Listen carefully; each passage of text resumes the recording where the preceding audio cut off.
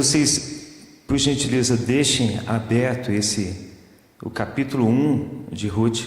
É extremamente importante nós lermos esse livro. Pegou? Obrigado Zé, obrigado Antônio. É extremamente importante lermos para aproveitarmos a riqueza desse texto. O livro de Ruth, nós daremos aulas, serão 4 professores, em todos os domingos essas aulas serão dadas aqui no templo. Então nós temos aqui 55 minutos ainda para dar aula.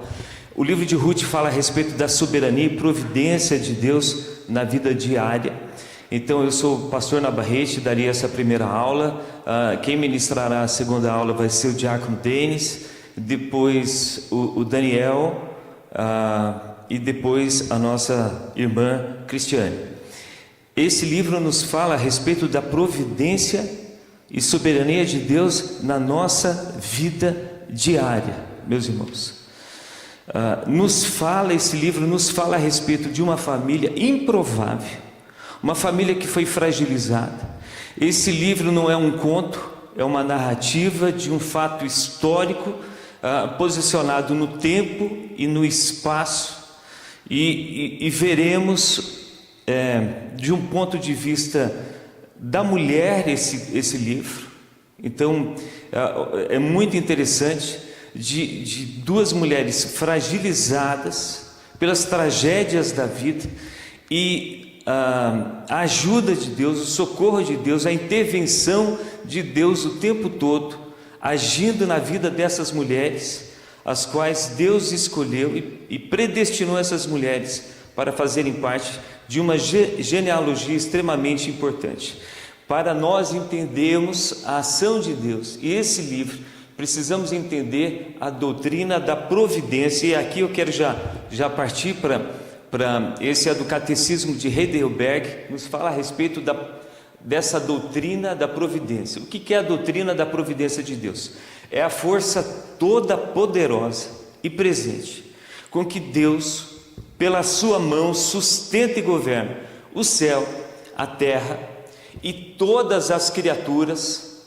Assim, ervas e plantas, quer dizer, o cultivo, o Deus que manda a chuva, ou o Deus que retém a chuva, seca, anos frutíferos e infrutíferos. Então nos fala também de estações, comida e bebida, saúde, doença, riqueza e pobreza, e todas as coisas não nos sobrevêm por acaso.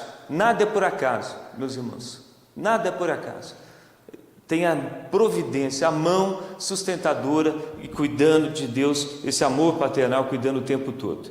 Para que é importante sabermos sobre a doutrina da providência e para entendermos melhor esse livro, para que tenhamos paciência em toda a adversidade e mostremos gratidão em toda a prosperidade, e para que, quanto ao futuro, tenhamos a firme confiança em nosso fiel Deus e Pai, porque todas as criaturas estão na mão de Deus, e de maneira que sem a vontade dele não podem agir nem se mover. Então esse é o resumo dessa doutrina da providência, e vamos ver ela o tempo todo agindo no livro de Ruth. Então vamos, antes de lermos esse primeiro capítulo, vamos fechar os nossos olhos novamente, vamos pedir para que Deus esteja falando ao nosso coração. Pai, nós dependemos do Senhor para ministrar a riqueza dos detalhes, as verdades profundas e transformadoras da Tua Palavra. Ó Espírito Santo, venha falar ao nosso coração, que possamos ser confrontados pela Tua Palavra, que possamos aprender. Abre o nosso entendimento. Nós oramos em nome do Senhor Jesus Cristo. Amém. Meus queridos, vamos abrir, então, todos já abrimos, vamos ler aqui, esse primeiro capítulo é extremamente importante. Então eu deixo como tarefa para todos nós lermos esse capítulo, o livro inteiro, apenas 4 capítulos. Então leiam esse livro, para que possamos ter maior aproveitamento. Então, eu vou iniciar aqui, os irmãos apenas me acompanhem. Estou lendo aqui na revista Almeida atualizado.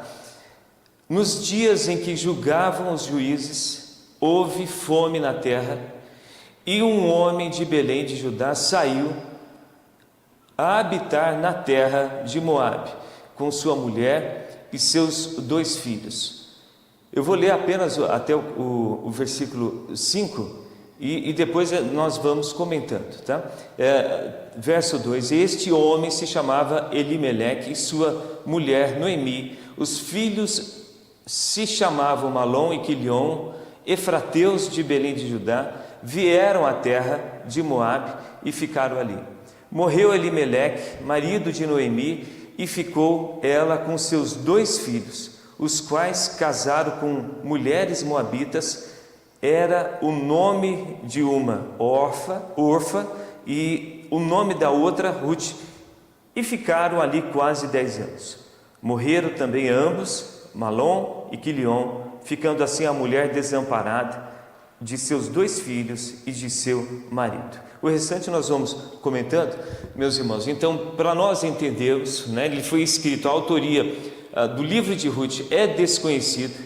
A tradição rabínica aponta para que o autor desse livro foi Samuel, mas não há evidência suficiente para atestar para essa com veracidade, qual foi o período histórico? Aconteceu no mesmo período de Juízes, o qual a nação de Israel, essa confederação de 12 tribos, das 12 tribos de Israel, era governada não por reis, mas sim governadas por juízes. Os juízes julgavam causas e o livro todo então passa nesse período para termos um entendimento dos acontecimentos paralelos à época. A Europa estava na Idade do Bronze, no final da Idade do Bronze.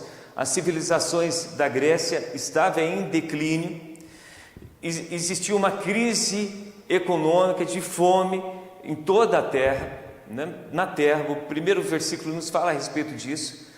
Havia um declínio também do Império Hitita.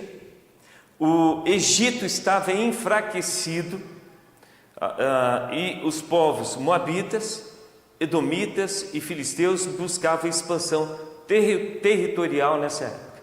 Daí o entendimento porque essa família sai da tribo de Judá, sai de Israel e vai para habitar ali com os moabitas, porque eles estavam buscando essa ascensão territorial. Herman Bavinck, que é um teólogo reformado holandês, ele nos fala que a história da redenção ocorre dentro da história comum.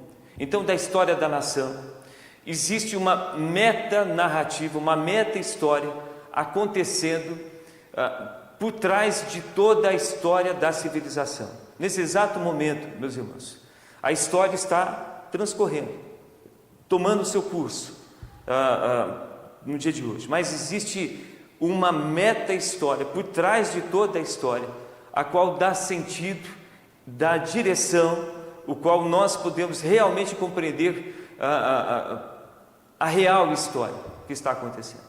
O que nós percebemos, os nossos sentidos captam, é só aquilo que pode ser captado, mas o que está por trás dessa meta-história é só Deus. E aí, com o tempo, vai sendo revelado progressivamente. Então, Herman Bavinck nos fala a respeito disso, e nós só podemos entender as histórias que ocorrem, a história de Ruth, a história dessa família, colocando ela dentro dessa perspectiva da história da redenção. A história da redenção nós podemos colocar em 4 estágios: a criação do mundo, a queda da humanidade, a redenção, o que Deus fez para resgatar, para redimir os seus eleitos, e a eternidade.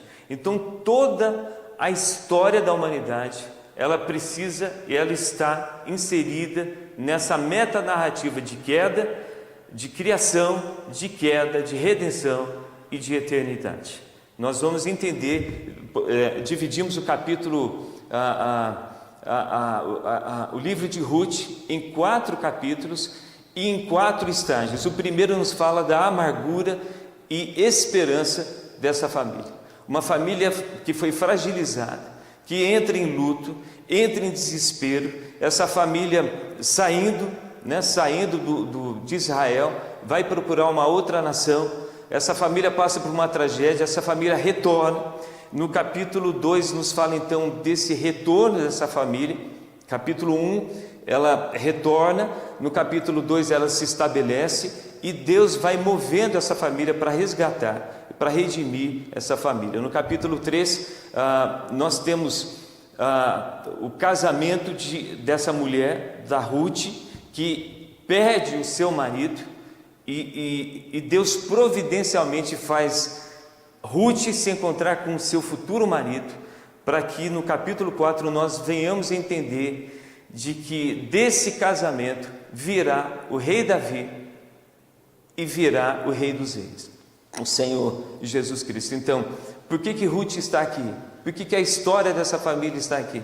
Porque ela faz parte da linhagem, da genealogia do maior rei que Israel já teve, Davi, e fará parte da genealogia do Rei dos Reis, o Senhor Jesus Cristo. Então vamos iniciar lendo os primeiros versículos, explicando, meus irmãos.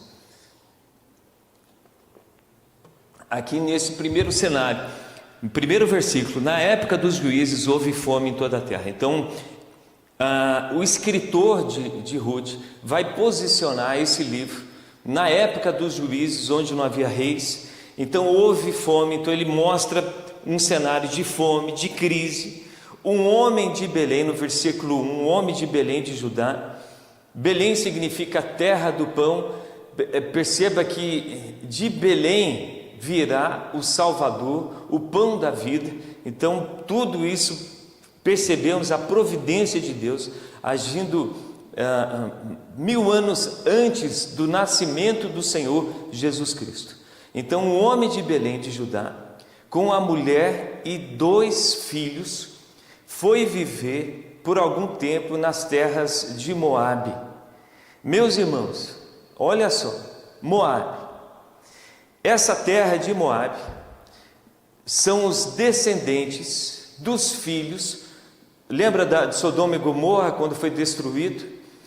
Sobrou Ló, as 2 filhas, e da união, da conjunção carnal que teve Ló e uma de suas filhas, nasceu Moabe, e Moabe veio habitar naquela região. Vou mostrar aqui no mapa logo depois. E todo descendente de Moabe, desse incesto entre o pai e uma filha, veio os moabitas. Por incrível que pareça, essa é a genealogia do Senhor Jesus Cristo, né? A gente vai ter outras surpresas aqui. O homem chamava-se Elimeleque, que significa meu Deus é meu rei. Então nós temos a compreensão desse Elimeleque, desse pai de família que tinha Deus, o Senhor Deus, Jeová, como seu supremo rei.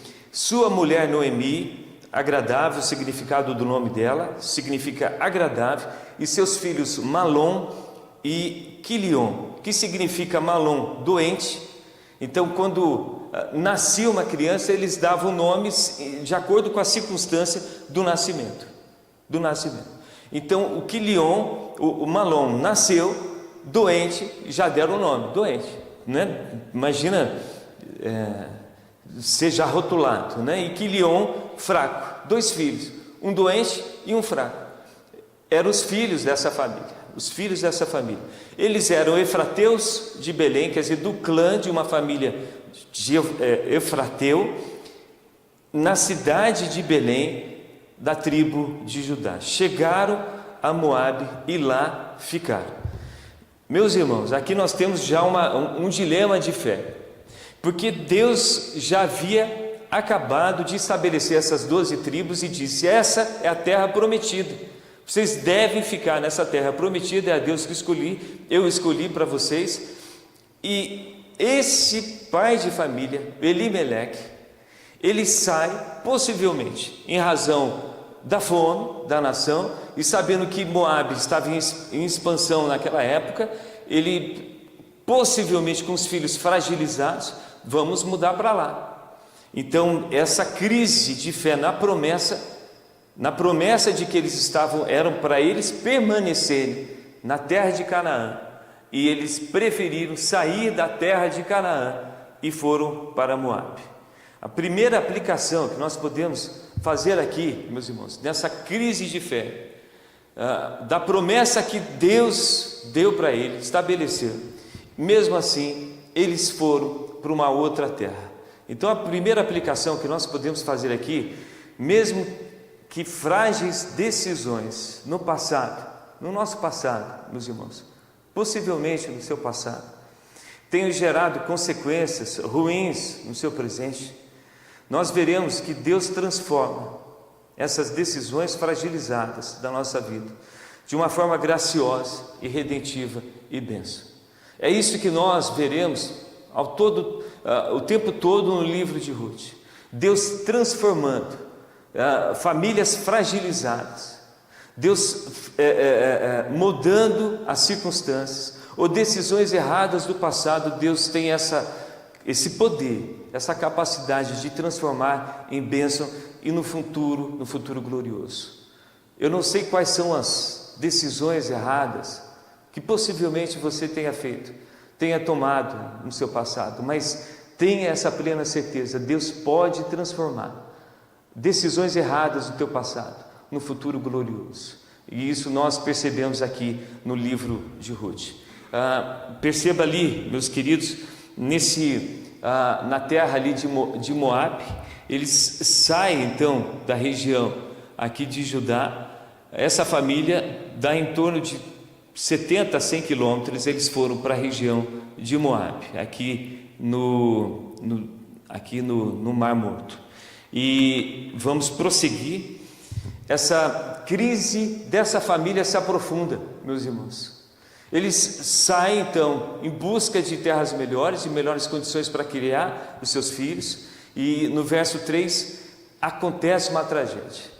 Morreu Elimeleque, o pai da família. Imagina essa família, meus irmãos, numa terra de estrangeiro, não era o mesmo Deus, era um outro Deus.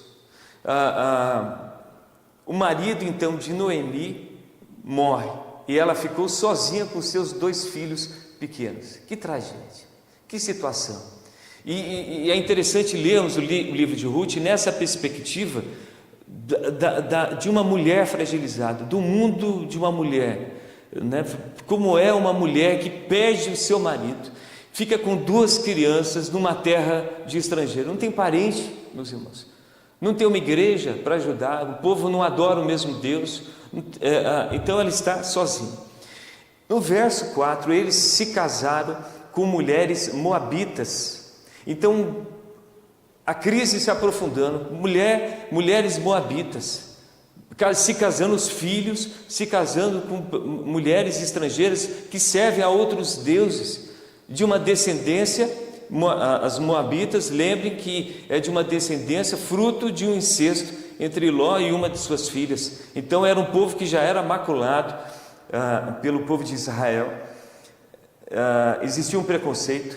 Então no verso 4, eles se casaram com mulheres moabitas, os 2 filhos, uma chamada Orfa e a outra Ruth, depois de terem morado lá por quase 10 anos.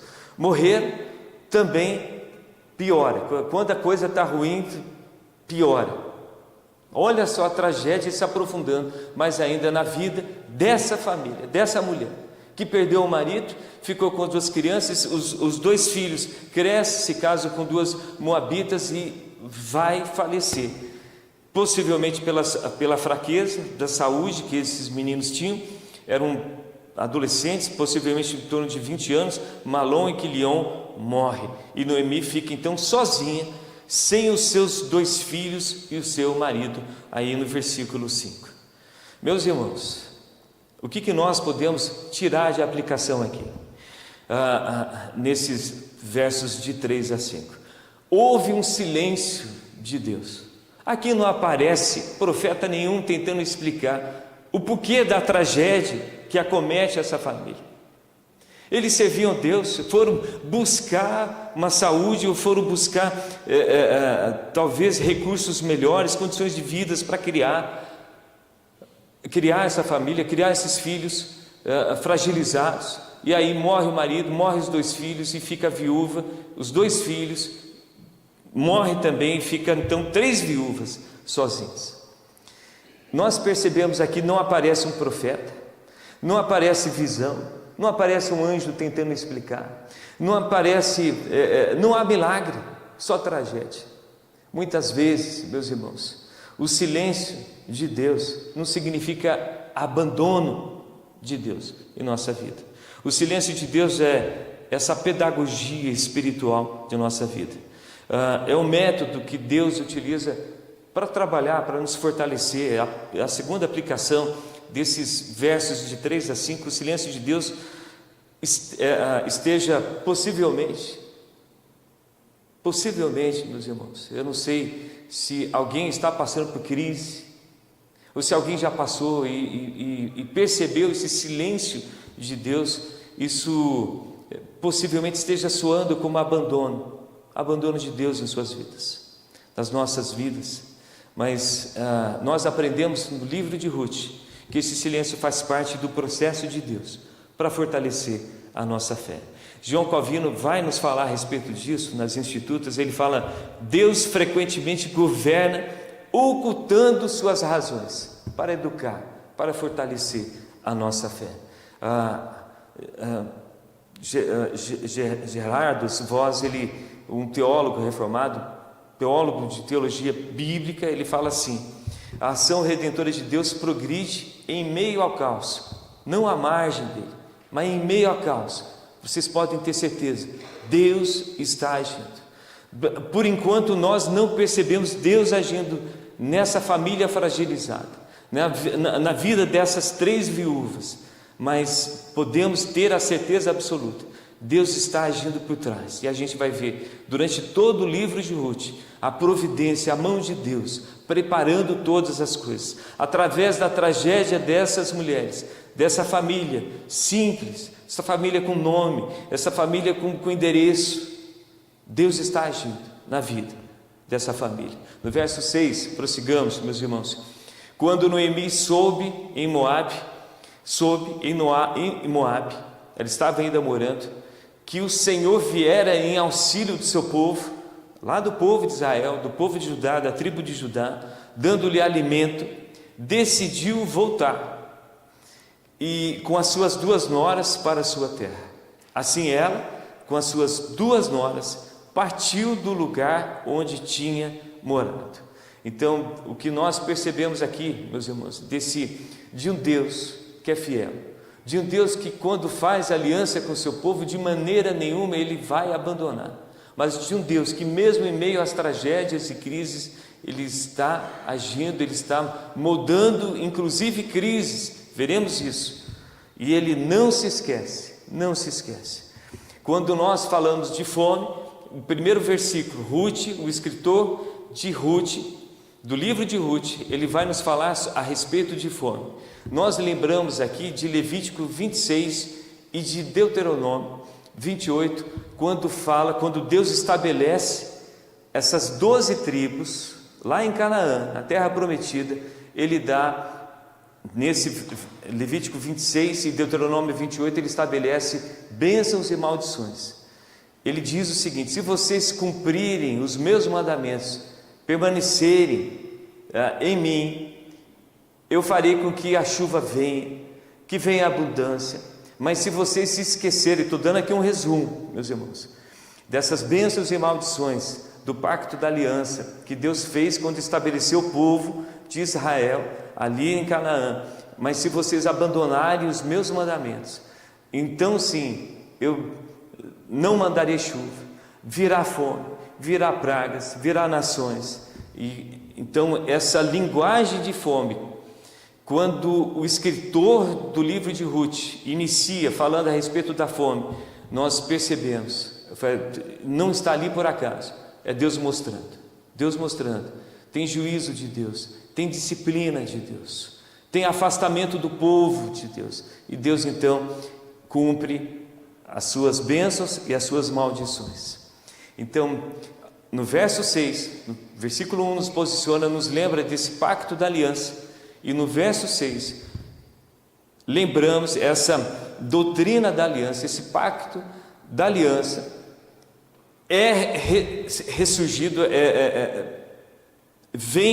brota do meio desse texto, mostrando que esse Deus, Ele é um Deus fiel, e um Deus que mesmo em meio às tragédias, que mesmo em meio ao abandono, mesmo em meio à infidelidade do seu povo, Deus vai estabelecendo a sua aliança. Então, as crises expõem a fragilidade humana, Deus permite as crises para expor a fragilidade humana, para desmascarar as nossas esperanças, as nossas falsas esperanças, e para nos convidar a depender de Deus. Noemi então fica sabendo da notícia de que Deus lembra da aliança dele, que Deus foi benevolente e começa a trazer abundância para o povo de Israel, e ela decide voltar com as suas noras.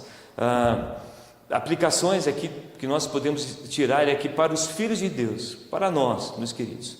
As crises possuem esse propósito redentor. Então, crises, quando são estabelecidas em nossa vida, é o cenário estabelecido por Deus, para que Ele venha nos trazer mais próximo dEle, para que Ele venha confrontar os nossos ídolos, as nossas falsas esperanças, e nos convidar para que nos acheguemos a Ele. Nos mostra que de que maneira nenhuma Deus irá nos abandonar. E é isso que Deus faz, Ele não abandona os seus filhos e começa a trazer chuva e traz abundância. Então, no verso 7, enquanto voltavam para a terra de Judá, Noemi e as suas 2 noras, as 3 viúvas, no verso 8, Noemi disse às 2 noras: voltem para a casa de suas mães, que o Senhor seja leal, no verso 8, que o Senhor seja leal com vocês, como vocês foram leais com os falecidos e comigo. No verso 9, o Senhor conceda que cada uma de vocês encontre segurança no lar de outro marido. Então deu-lhes beijos de despedida, mas elas começaram a chorar bem alto. Aqui é interessante nós percebemos que esse livro foi contado de um ponto de vista da mulher, de mulher frágil, de 3 mulheres frágeis, mas nós vamos perceber ao longo desse livro de Ruth, Deus está construindo através dos fracos, dos desprezados, uma via poderosa, onde irá surgir o maior rei de Davi, e onde irá surgir o Rei dos Reis, o Senhor Jesus Cristo. Deus escolheu uma família improvável, uma família em tragédia. Isso nos mostra e nos enche de esperança, meus amados, de saber que Deus tem esse poder e gosta de fazer isso, de pegar famílias, os quais a gente olha e percebe que você fala, não tem jeito, isso aí parece que Deus abandonou, alguma coisa aconteceu e Deus pega isso e transforma no futuro glorioso. É isso que Deus faz com a nossa vida, é isso que constantemente, em crises que se colocam em nossa vida, vocês podem ter certeza, foram estabelecidas por Deus esse cenário, para que nós possamos sermos motivo e exemplo de bênção de Deus para aqueles que estão ao nosso lado. A gente vai ver isso com mais clareza mais para frente, meus irmãos. Crises são cenários e instrumentos de redenção por parte de Deus na vida de seus filhos. Por pior que seja a história da sua vida, suas crises, seus traumas, Deus está agindo em meio a elas com propósitos redentores. A gente pode não entender nada agora, mas no futuro a gente vai compreender. Mesmo que não seja aqui nessa terra, na eternidade, a gente vai entender como de fato as coisas são. E no verso 15, quero dar aqui já um salto no verso 15. Ruth é um milagre da graça eletiva de Deus.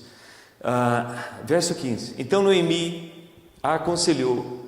Noemi aconselhou, né, a sua nora: veja, sua concunhada está voltando para o seu povo. A concunhada de Ruth não decide no meio do caminho ficar. Ela falou: eu vou ficar em Moabe. E só fica então com Noemi e Ruth. E a Noemi então tenta aconselhar ela para ficar. Ela fala assim: veja, sua concunhada está voltando para o seu povo, verso 15, e para o seu Deus, volte com ela, verso 16. Ruth, porém, respondeu: não insistas comigo que te deixe e não mais a acompanhe. Aonde fores irei, e onde ficares ficarei. E olha esse verso, meus irmãos, aqui é o ponto de conversão de Ruth. O teu povo será o meu povo, e o teu Deus será o meu Deus. Onde morreres, morrerei, verso 17, e ali serei sepultado. Que o Senhor me castigue com todo rigor, se outra coisa que não a morte me separar de ti.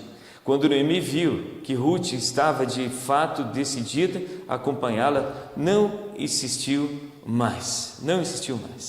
Então, Deus, aqui é um milagre da graça eletiva de Deus. Deus escolhendo uma descendente, fruto de um povo que foi originado de uma relação incestuosa entre Ló e uma de suas filhas. Deus mostra a sua graça, falando assim: não depende de vocês, não é pelo teu passado, não é pela tua linhagem, não é pelo algo de bom que você fez, é pela minha graça, é pela minha misericórdia. Ruth, eu escolho Ruth para fazer parte, essa viúva, descendente de uma relação incestuosa, para fazer parte da genealogia do Rei dos Reis. Aqui é a graça de Deus alcançando os improváveis, trazendo-os para dentro da aliança. Deus é maravilhoso, meus irmãos, não só fazendo isso com Ruth, para mostrar, né, que Ruth foi de Ruth nasceu Obed, que nasceu Jessé, que nasceu Davi. Ela foi a bisavó de Davi, e ela veio se casar. A gente vai ver isso no capítulo 3, na terceira aula, que ela vai se casar com Boaz. Sabe quem é Boaz, meus irmãos? Sabe quem é Boaz? Sabe de quem que ele é filho? De Raabe. Lembra da prostituta? Boaz é filho de Raabe. Então esses dois descendentes, um filho de uma prostituta que se converteu ao Deus soberano, e Ruth, né, vai nascer Obed, que vai ser o bisavô, vai ser o bisavô de Davi, e que vai fazer parte da genealogia de Jesus Cristo de Nazaré. Olha como Deus faz, né? Essa graça eletiva de Deus. Deus escolhe não pela nossa linhagem, Deus escolhe os seus eleitos não pelo sobrenome, não por algo de bom, mas Ele não revela os motivos, a palavra não revela quais são os motivos, mas é pela graça dele, favor imerecido. No verso 19, já caminhando, meus irmãos, aí já para o final, no verso 19, vai acontecer algo surpreendente quando essas mulheres chegam em Judá. Prosseguiram, pois, as duas até Belém. Ali chegando, todo o povoado ficou alvoroçado por causa delas. Será que é Noemi? Perguntavam as mulheres. Mas ela respondeu: Noemi, não me chame Noemi, chamem-me Mara, pois o Todo-Poderoso tornou a minha vida muito amarga. Nós temos aqui esse movimento de retorno de Noemi, Ruth, e nos lembra aqui do filho pródigo, O filho pródigo, quando resolve sair, foi para uma terra distante, ele se arrepende e volta para a casa do seu pai. Então esse movimento de retorno é sempre um movimento que expressa arrependimento, retorno à casa do pai. Nós temos então, quando essas duas viúvas chegam em Judá, em Belém, na cidade de Belém, a cidade toda, o povoado fica alvoroçado. Olha só, elas saíram daqui com o marido, com 2 filhos. A Noemi saiu e retorna ela sem o marido, sem nada, e volta com uma moabita. Mal eles sabiam, presta atenção nisso, meus irmãos, mal esse povo sabia que da linhagem dessas 2 mulheres nasceria o rei Davi, nasceria o rei dos reis. Como Deus faz as coisas, como Deus gosta de pegar os improváveis, os fragilizados, aqueles os quais a gente olha e pensa assim, fala, não tem jeito, esse não tem solução, esse não tem caso. Possivelmente a gente tem algum parente assim, possivelmente um filho, sei lá, alguém, ou você se sinta desse jeito, fora. Eu falo, não, eu me sinto, não me sinto, Senhor, quem sou eu para te buscar? Olha o que eu fiz no passado. Mas Deus pega esse e fala assim, não depende de você, meu filho, não depende de você, depende de mim, só se entrega a mim e deixa que eu faço tudo. E a gente vê então esse povo olhando e fala, isso é o que virou de Noemi? E mal eles sabiam que viria a ser a bisavó de Davi e ascendente de Jesus Cristo. E Deus faz isso, meus irmãos, esse movimento, Deus vai trabalhando com os movimentos. Nada é por acaso na nossa vida, meus irmãos. A saída dessa família que foi lá para Moabe, nada foi por acaso. O retorno, tudo tem na nossa vida, meus irmãos, tudo. Talvez uma mudança de cidade, talvez uma mudança de casa, tudo tem uma explicação redentora na nossa vida, nada é por acaso. Nós precisamos ler todos os movimentos da nossa vida como Deus tem algo que está construindo. Aconteceu uma crise, Deus tem algo que irá fazer, eu não entendo nada agora, mas Deus vai fazer.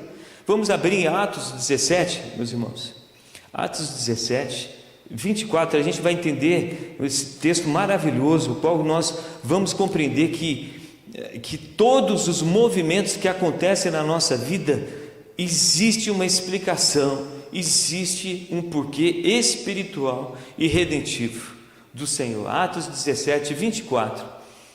Atos 17, 24. Aqui Paulo fala nesse discurso em Atenas, 24 até 28. O Deus que fez o mundo e tudo que nele existe, sendo ele Senhor do céu e da terra, não habita em santuários feitos por mãos humanas. 25. Nem é servido por mãos humanas, como se de alguma coisa precisasse, pois ele mesmo é quem a todos dá vida, respiração e tudo mais. 26. De um só fez toda a raça humana para habitar sobre toda a face da terra, havendo fixado os tempos previamente estabelecidos e os limites da sua habitação. Olha esse verso 26, meus irmãos. Aonde você nasceu, o tempo que você nasceu, a família onde você nasceu, foi tudo estabelecido por Deus, não é por acaso. Talvez você esteja falando, mas a minha família é complicada. Não, foi Deus que te colocou ali. Eu poderia ter nascido em Nova York, em Manhattan. Deus te colocou aqui no Brasil, meus irmãos. Muita gente reclamando, murmurando. Deus te colocou onde você está. E nós fomos colocados não para reclamar, mas sim para buscar um significado por trás disso tudo. Deus me colocou aqui porque Deus tem um significado. O vizinho que mora do teu lado, Deus colocou ele ali com um propósito redentivo. Quem sabe para você que é luz, que tem a palavra de vida eterna para levar. A pessoa que passa, o teu chefe, a pessoa que passa por você, nada é por acaso, meus irmãos. Todos os nossos movimentos foram estabelecidos por Deus e tem esse propósito redentivo. É um propósito de redimir todos aqueles que passam, que vivem conosco, os nossos vizinhos, os nossos movimentos têm um propósito redentivo, não é nada aleatório, nada por acaso. Percebam no verso, então Deus estabeleceu aonde você iria morar, aonde você iria viver, os limites e o tempo. No verso 27, para buscarem, perceba aí o propósito redentivo. Deus estabelece então o tempo, os movimentos, o local. Para quê? O propósito redentivo, verso 27, para buscarem a Deus, se porventura, tateando, o posso achar, bem que não está longe de cada um de nós. 28, pois nele vivemos e nos movemos. Perceba o seguinte, em Deus vivemos e nos movemos, é Deus quem nos move, e sempre com esse propósito redentivo. E existimos, como alguns dos vossos poetas têm dito, porque dele também somos geração. Então, meus irmãos, todo movimento na nossa vida não é por acaso, não é aleatório, é Deus estabelecendo, e sempre com um propósito redentivo. Nenhuma pessoa que está do teu lado está por acaso. Deus te colocou na tua família, Deus te deu teu pai, Deus te deu teu filho, Deus te deu ali talvez um parente complicado, um filho complicado, um pai ou uma mãe complicado. Foi Deus que te deu, mas com um propósito redentivo. Vamos parar de murmurar, mas sim falar assim, fala, Deus, se o Senhor me colocou aqui, que eu seja bênção, que eu venha trazer luz, que eu venha trazer uma palavra de esperança, que eu venha revelar, Senhor Deus, os teus propósitos redentivos, de um Deus que salva, de Deus que muda. Precisamos ser intencionais nas nossas ações e nos nossos olhares e nas nossas percepções da nossa vida, dos nossos movimentos. No verso 21, e já indo para o final, meus irmãos, de mãos cheias, Noemi fala, né?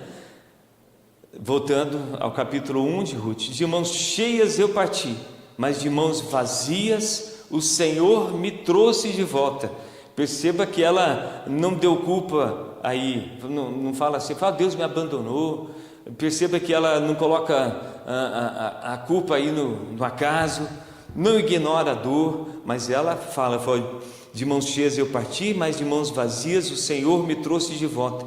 Porque me chamam Noemi, o Senhor colocou-se contra mim, o Todo-Poderoso me trouxe desgraça. Perceba que ela tem essa visão, é Deus que está me movendo, e algum propósito Ele tem isso. Ela não tinha esse entendimento quando ela falou isso, ela não sabia que do meio dessa crise que ela estava enfrentando, Deus estava preparando todo o caminho da genealogia de Davi e da genealogia de Jesus.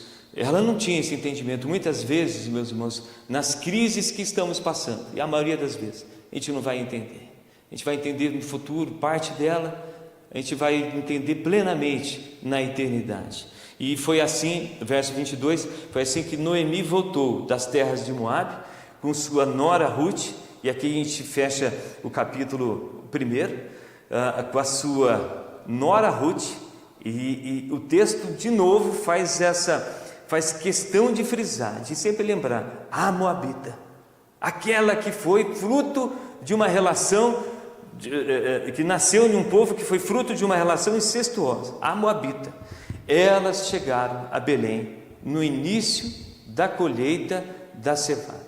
Até isso, meus irmãos, nada está por acaso aqui, está sobrando. O escritor fala no início da colheita da cevada. Nós percebemos, meus irmãos, né, que aqui a teologia do lamento. Nós vivemos numa era o qual tem se valorizado e tem se apregoado muito sobre o estoicismo, né? um movimento filosófico grego, o qual fala assim que nós precisamos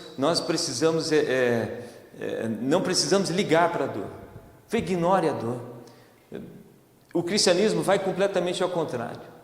O cristianismo fala a respeito da dor. Se está doendo, chora. Busque a Deus, fale a respeito das suas dores. O estoicismo fala assim: se está doendo, ignore essa dor. Geralmente isso vem com frases assim: engole o choro, menino, para de chorar. E o homem cresce assim, proibido de chorar. Não pode. O cristianismo ele mostra, é permitido chorar. O cristianismo nos fala a respeito disso, dessa teologia do lamento. A gente percebe no livro de Salmos, o qual nós estamos estudando e orando com o livro de Salmos em todos os cultos de quartas-feiras, que começa às 19 horas. Nós lemos, meditamos no livro de Salmos e fazemos a oração baseada também no livro de Salmos. Nós percebemos em vários salmos Davi lamentando, falando a respeito da dor. Fala: Senhor, eu não estou entendendo, eu estou sofrendo, eu não sei nem para onde que eu vou. Senhor, me ajuda, está doendo, eu sofro, eu me sinto sozinho. O cristianismo nos ensina, Deus nos ensina a buscar a Deus e abrir o nosso coração, a falar das nossas dores. A gente percebe isso em muitos dos salmos de lamento de Davi e de outros salmistas, falando a respeito das dores. É permitido sofrer, meus irmãos.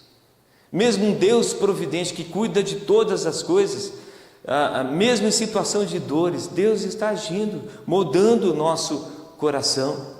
Nós podemos chorar em meio à aplicação aqui, meus irmãos, que nós podemos tirar desses últimos versículos. Nós podemos chorar em meio às dores, nos é permitido. E chore diante de Deus. Meus irmãos, tem melhor pessoa para você chorar do que diante daquele que conhece o teu coração? Você despejar, derramar as tuas lágrimas diante de Deus? Não existe. E tem gente que paga. Tem muitos pagando para serem ouvidos, serem escutados. Nós temos um Deus que garante que nos ouve, o qual nos é permitido chorar. Possivelmente você não entenda as razões de uma crise pessoal, mas saiba que a providência de Deus está operando. Se não aqui nesta vida, no futuro ou na eternidade, nós veremos como as coisas de fato são e por que Deus permitiu algumas coisas. E eu quero, Sproul, citando aqui uma frase de Sproul, ele diz assim: faltam 5 minutos, tá, meus irmãos? Tocou esse sino, então mais 5 e a gente encerra. Sproul, R.C. Sproul diz assim: reconhecer a soberania não elimina a dor, mas preserva a nossa fé. Eu quero só lembrar de algumas aplicações desse primeiro capítulo do livro de Ruth, que Deus governa quando Ele parece estar calado. Se por acaso algumas circunstâncias, algumas crises, algumas adversidades acometem a nossa vida e temos a impressão de que Deus está calado, isso é engano, meus irmãos. Isso é mentira de Satanás. Deus não abandonou você, Deus não se calou, mas Deus está governando enquanto parece que Ele está calado. As crises são cenários propícios para a redenção de Deus. Deus gosta de, no meio às crises, é o cenário propício para Deus agir. Você está em crise, meus irmãos? Está passando por crise? Saiba que Deus nesse exato momento está movendo. Talvez você não esteja compreendendo e entendendo, ou vendo isso, percebendo isso, mas Deus está agindo. Ruth e Noemi não estavam entendendo, mas Deus estava preparando todo o caminho para a chegada, para nós estarmos aqui. Nós estamos aqui hoje, estamos aqui por causa de uma família improvável, que saiu, que em meio à tragédia, Deus transformou aquilo no futuro glorioso. Estamos aqui relembrando a vida delas, porque Deus agiu e transformou uma tragédia, uma família em tragédia, no futuro glorioso para os seus eleitos. Deus está escrevendo a história da redenção com tintas invisíveis, em meio às crises, em meio a governos, em meio às fragilidades, à fome, a crise econômica, a crise moral, em meio às fragilidades e tragédias familiares, Deus está escrevendo a história da redenção. Em meio a elas, a todas essas adversidades, Deus vai transformando corações e salvando o seu povo. Quando tudo parece perdido, Deus está transformando tudo, as adversidades, num futuro glorioso. Mais duas aplicações. A soberania de Deus não exclui sofrimento, meus irmãos. Isso não anula a soberania de Deus. Pelo contrário, o sofrimento misteriosamente é transformado em bênção para os filhos de Deus.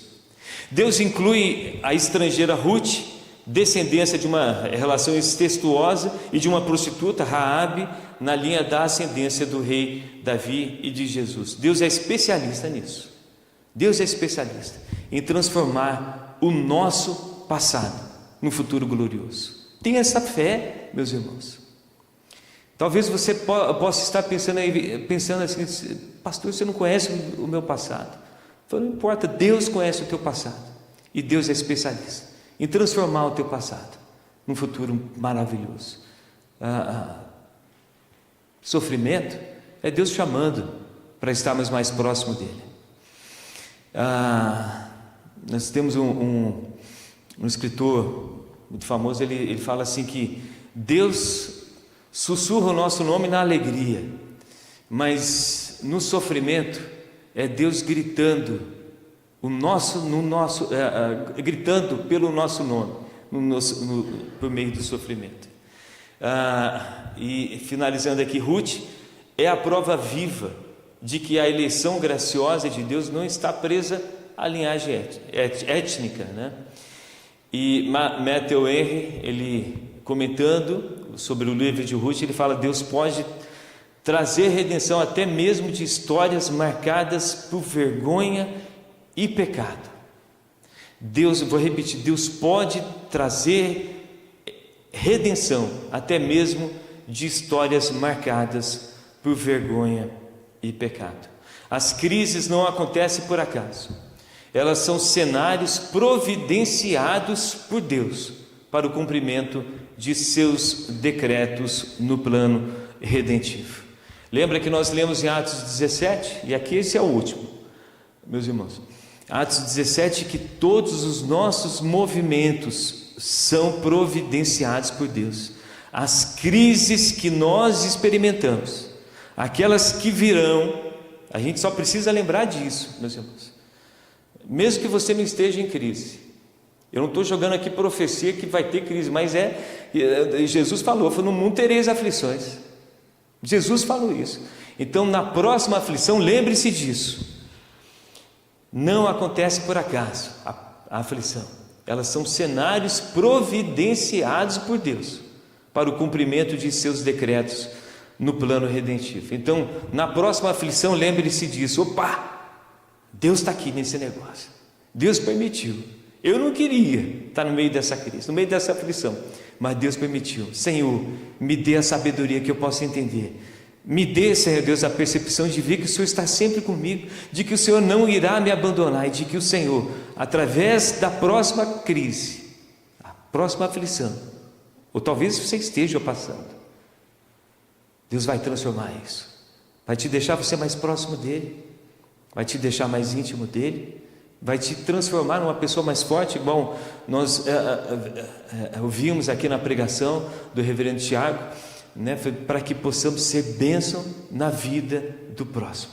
E à medida em que nós vamos falando e demonstrando esse amor glorioso de Deus, as pessoas vão glorificando a Deus através da manifestação poderosa de Deus na nossa vida. Que Deus nos abençoe, meus irmãos. Eu deixo como tarefa para vocês: leiam o restante, o capítulo 2, o capítulo 3 e o capítulo 4. Leiam quanto vocês puderem. Vocês leem isso em 20 minutos, todo o livro de Ruth. Se alguém quiser fazer alguma pergunta, se alguém quiser fazer temos 2 minutos. Alguém quer compartilhar? Alguém tem uma dúvida? Faça a tarefa, meus irmãos. Que Deus nos abençoe. Feche os seus olhos, vamos encerrar. com uma oração. Pai, obrigado, Senhor Deus, porque nós lemos, estudamos, conversamos a respeito desse primeiro capítulo de Ruth. Nós compreendemos, Senhor Deus, de que esse livro não está aqui de forma aleatória. O Senhor colocou com esse propósito de podermos compreender de que o Senhor, através de histórias simples, de famílias simples, através de crises, de adversidades da nossa vida, o Senhor não nos abandona, mas o Senhor está construindo, está transformando vidas, está fortalecendo o coração, trabalhando a nossa fé e preparando as nossas vidas para um futuro glorioso, redentor. Que possamos, Senhor Deus, compreender a Tua palavra mais e mais. Ó Espírito Santo, fale e continue falando aos nossos corações. Que saiamos daqui, Senhor Deus, sabendo que nenhum movimento da nossa vida é por acaso, mas sim tem um propósito redentivo. Se não for para nós, na vida daquele que está ao nosso redor. Nós oramos e te agradecemos pela Tua palavra poderosa e transformadora. Em nome de Jesus, amém. Meus irmãos, Deus os abençoe. Até domingo que vem.